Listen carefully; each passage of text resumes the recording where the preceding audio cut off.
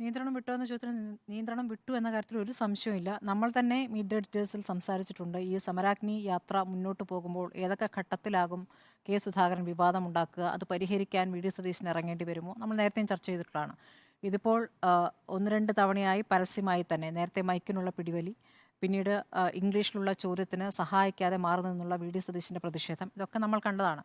ഇത് പക്ഷേ ഇതിലപ്പുറമൊക്കെ പോയിരിക്കുന്നു. എനിക്ക് തോന്നുന്നത് അദ്ദേഹത്തിൻ്റെ ശൈലിയിൽ ഈ പറഞ്ഞ വാക്ക് സ്ഥിരമായി വരാറുള്ള ഒരു വാക്കായിരുന്നിരിക്കണം, നമുക്കറിയാത്തതായിരിക്കാം. കാരണം ഒരു രാഷ്ട്രീയ നേതാവ് കാണിക്കേണ്ട പക്വത, ഉപയോഗിക്കേണ്ട വാക്കുകൾ, ഇക്കാര്യത്തിലൊക്കെ ഓരോരുത്തർക്കും അവരുടേതായൊരു സംസ്കാര പരിസരം കൂടിയുണ്ടല്ലോ. ഇപ്പോൾ നമ്മൾ പല നേതാക്കളെയും, ചില നേതാക്കൾ പ്രസംഗിക്കുമ്പോൾ അത് വായ്മൊഴി വഴക്കമായി ഒക്കെ അല്ലേ വിശേഷിപ്പിക്കുന്നുണ്ട്.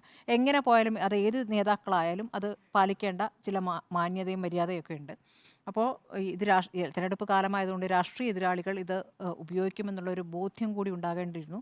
അതുകൊണ്ടാണ് അപ്പുറത്തും ഇപ്പുറത്തും ഇരുന്ന രണ്ട് നേതാക്കളും മൈക്കുണ്ട്, ക്യാമറയുണ്ടെന്നൊക്കെ ഓർമ്മിപ്പിച്ചത്. അവരെ സംബന്ധിച്ച് അദ്ദേഹത്തിൻ്റെ ഈ ശൈലി ചിലപ്പോൾ കാലങ്ങളായി കേൾക്കുന്നുണ്ടാകാം. അങ്ങനെ ഒരു യാഥാർത്ഥ്യം കൂടിയുണ്ട്.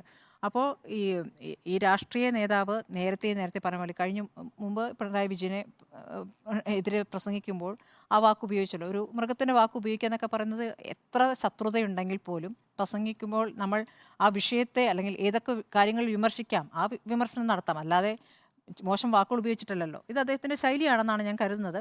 സോഷ്യൽ മീഡിയയിലൊക്കെ ഇപ്പോൾ ഇത്തരം തെറിവാക്കുകളൊക്കെ വളരെ പരസ്യമായി തന്നെ എല്ലാവരും ഉപയോഗിക്കുകയും പ്രതികരിക്കുകയൊക്കെ ചെയ്യുന്നതാണ്. പക്ഷേ രാഷ്ട്രീയ നേതാക്കൾ അങ്ങനെയല്ല ആ കാര്യത്തിൽ ഒരു മാതൃക കാണിക്കേണ്ടത്. അപ്പോൾ മുതിർന്ന നേതാവാണ്.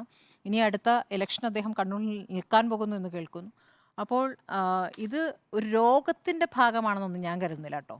ഇത് അദ്ദേഹം കൊണ്ടു നടക്കുന്ന ശൈലിയുടെ ഭാഗമാണ്. ആ ശൈലി എവിടെ അവസാനിപ്പിക്കണമെന്നുള്ളത് അദ്ദേഹം ആലോചിക്കേണ്ടതാണ്. അദ്ദേഹത്തിൻ്റെ കൂടെയുള്ളവർ അദ്ദേഹത്തെ ഉപദേശിക്കേണ്ടതാണ്. ഈ രൂപത്തിൽ മുന്നോട്ട് പോയി കഴിഞ്ഞാൽ ഇതിനെതിരെ പ്രതികരിക്കുന്നത് നോക്കൂ. ഇന്ന് ഹൈക്കമാൻഡ് ഇടപെട്ടിട്ടാണ് ഈ വിഷയം. രണ്ടുപേരും അപ്പുറത്ത് ഇരുത്തി കെ സി വേണുഗോപാൽ സംസാരിക്കുകയാണ്. ഇതൊരു ഗതികെട്ട അവസ്ഥയാണ്. അങ്ങനെ ഒരു പരിഹരിക്കേണ്ട വിഷയമാണ്. ഇപ്പോൾ ലീഗിൻ്റെ ഈ പ്രധാനപ്പെട്ട വിഷയം അപ്പുറത്ത് നിൽക്കുമ്പോൾ, പരിഹരിക്കാൻ നിൽക്കുമ്പോഴാണ് ഈ വിഷയം വരുന്നത്. ഞാൻ കോൺഗ്രസിനകത്തു നിന്ന് കേട്ടത്, നമ്മൾ അന്വേഷിച്ച് നോക്കുമ്പോൾ കേട്ടത്, അദ്ദേഹം ക്ഷീണിതനായിരുന്നു, ഈ യാത്രയിൽ ക്ഷീണിതനായിരുന്നു, അദ്ദേഹം അക്ഷമനായി. അപ്പോൾ വാർത്താ സമ്മേളനത്തിന് വരാൻ വൈകിയപ്പോൾ അദ്ദേഹത്തിൻ്റെ വായിൽ നിന്ന് വന്ന വാക്ക്, അദ്ദേഹം ഉപയോഗിക്കുന്ന വാക്കായിരിക്കും, അത് വന്നു.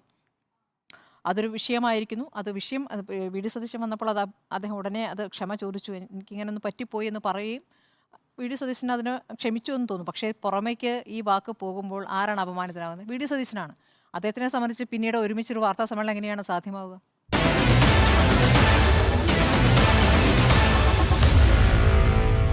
Meet the editors.